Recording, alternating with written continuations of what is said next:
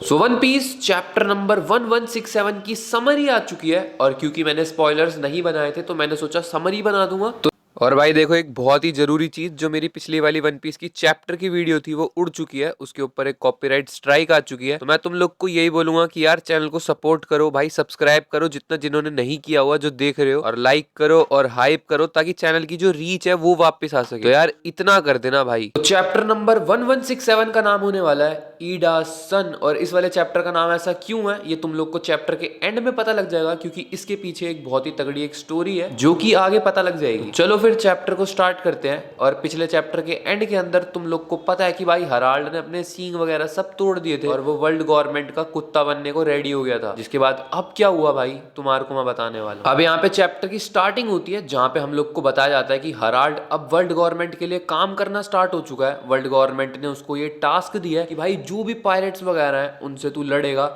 और क्योंकि तुम लोग जायंट्स को, हम लोग को विश्वास दिलाना है अपने ऊपर, तो भाई तुम लोग को जो भी पायरेट्स है उनको हमारे लिए मारना पड़ेगा। तो हराल्ड यहाँ पे यही काम चालू कर देता है। हम लोग को दिखाया जाता है कि जायंट्स के ऊपर भरोसा करवाने के लिए वो एक पायरेट की शिप को बीच समुद्र के अंदर भाई दो हिस्सों में फाड़ देता है। अब यहाँ पे हम लोग को बताया जाता है कि ग्रैंड लाइन के अंदर जितनी भी कंट्रीज हैं उनके अंदर एक र्यूमर फैला हुआ था। ये हमारे को नरेटर बता रहा है कि भाई एक ना मॉन्स्टर है जो कि हैवी मिस्ट जो होती है ना, बहुत ज्यादा धुआं वगैरह हो जाता है या धुंध हो जाती है एकदम से समुद्र के अंदर, और वहां पे एक मॉन्स्टर है जो कि पायरेट्स के ऊपर अटैक करता है और उनको खत्म कर देता है। यहाँ पे नरेटर हमारे को ये भी बताता है कि जो फ्लोरियन ट्रायंगल मॉन्स्टर जिसको बोलते हैं, जिसके बारे में हमारे को पहले भी बताया गया वन पीस के अंदर, वो हराल्ड नहीं है। मतलब वो मॉन्स्टर कोई और है और हराल्ड एक अलग है बिल्कुल। यहाँ पे हम लोग को बताया जाता है क्योंकि भाई हराल्ड बहुत ही सारी जगहों पे हमला करता था। मतलब हराल्ड को तो बस किसी भी पायरेट्स को मारना था। जो फ्लोरियन ट्रायंगल मॉन्स्टर है वो सिर्फ एक रीजन के अंदर है शायद से। अब हम लोग को आगे ये भी बताया जाता है कि रॉजर, व्हाइट बियर्ड, कायडो और बिग मॉम ये सारे के सारे निकल गए क्योंकि भाई इनको समुद्र के ऊपर कब्जा करना था। अब सबसे तगड़ा पायरेट बनना था। तो ये सब चीजें तो हमारे को पता ही है। अब रॉजर की डेथ के बाद हम लोग को बताया जाता है कि हराल्ड को जो है ना वर्ल्ड गवर्नमेंट वाले थोड़ी सी ज्यादा इज्जत देने लग गए। मतलब उसको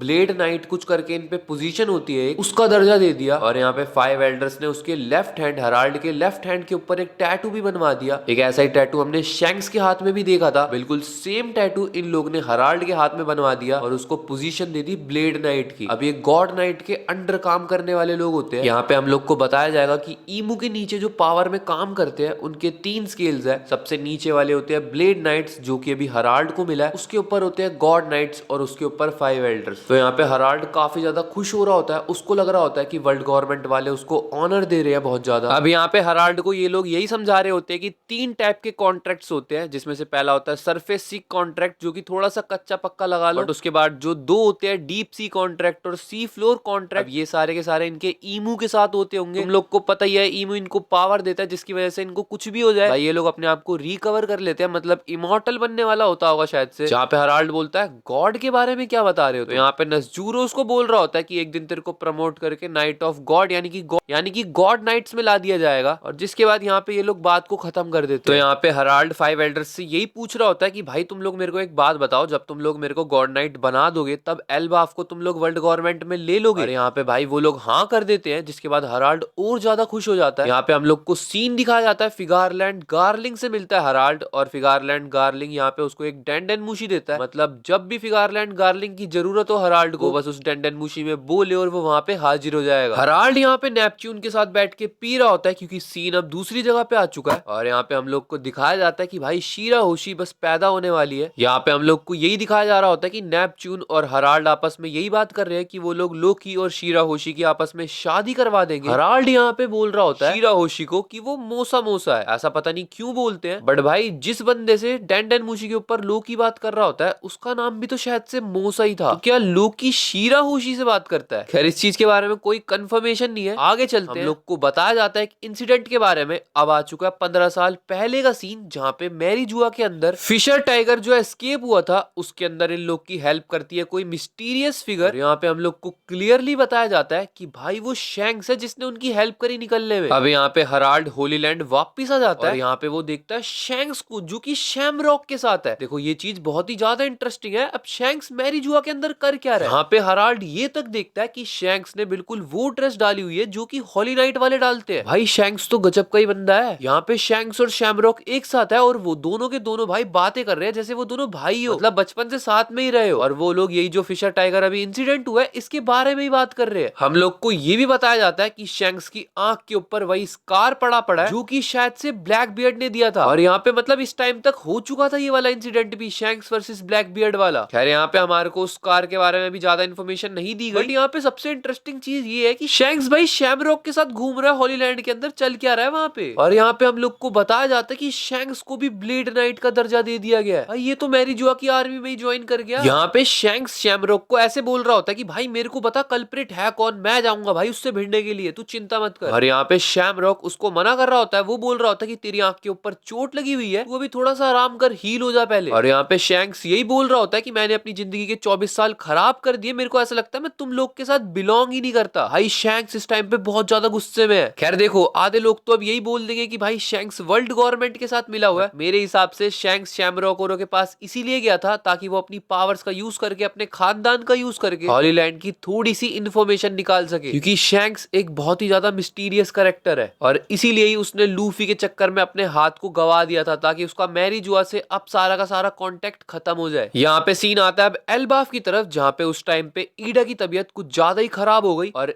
ईडा इसलिए यहाँ पे हराल्ड को नहीं बुला रही थी क्योंकि भाई वो मिशन पे गया हुआ है। यहाँ पे वो डिस्टर्ब नहीं करना चाहती थी हराल्ड को, बट उसकी तबीयत बहुत ही ज्यादा खराब थी। जहाँ पे हम लोग को बताया जाता कि हजरुद्दीन जगह जगह जाके डॉक्टर को ढूंढ रहा था ताकि उसकी माँ ठीक हो जाए। लोकी यहाँ पे कुछ कर तो नहीं रहा था बट अंदर से उसको चिंता हो रही थी क्योंकि ईडा उसको बहुत ही ज्यादा प्यार करती थी। वो दिखाता तो ऐसे था जैसे ईडा उसके लिए कभी मैटर नहीं करती, असल बात ये है कि लोकी के लिए ईडा मैटर करती थी भाई। यहाँ पे ईडा अपनी किसी क्लोज फ्रेंड से बात कर रही होती है। हम लोग को बताया जाता है कि वो अपनी क्लोज फ्रेंड तक को यही बोल रही होती है कि माना लोकी मेरे से ब्लड के जरिए कनेक्टेड ना हो बट लोकी मेरा ऐसा लड़का है जैसे हजरुद्दीन है, मतलब वो भी मेरे लिए एक अपना रियल बेटा ही है। यहाँ पे चैप्टर के एंड के अंदर हम लोग को ये पता लगता है भाई जो एस्ट्रिड थी, जो कि भाई हराल्ड की वाइफ थी जिसने लोकी को जन्म दिया था, उसके जो गांव वाले लोग हैं उन लोगों ने ईडा को जहर दे दिया क्योंकि हराल्ड ने किसी बाहर की लड़की से शादी कर ली थी ईडा से। और ये चीज वो लोग सहन नहीं कर पाए तो इसलिए उन्होंने ईडा को जहर देके मार दिया और ये एक तरीके से एस्ट्रिड की जो डेथ हुई थी उसका बदला भी था। अब यहाँ पे वो जो भी ब्रियूअर विलेज के लोग थे, एस्ट्रिड के विलेज के लोग, वो लोग बोल रहे थे कि हम लोग ने ईडा को अब जहर दे दिया, उसका कुछ नहीं हो सकता और ये सारी की सारी जगह लोकी तेरे से बिलोंग करती है क्योंकि तू यहाँ का असली राजा है। जिसके बाद एक बहुत ही तगड़ा सा डबल स्प्रेड पेज देखने को मिलता है जहाँ पे लोकी उस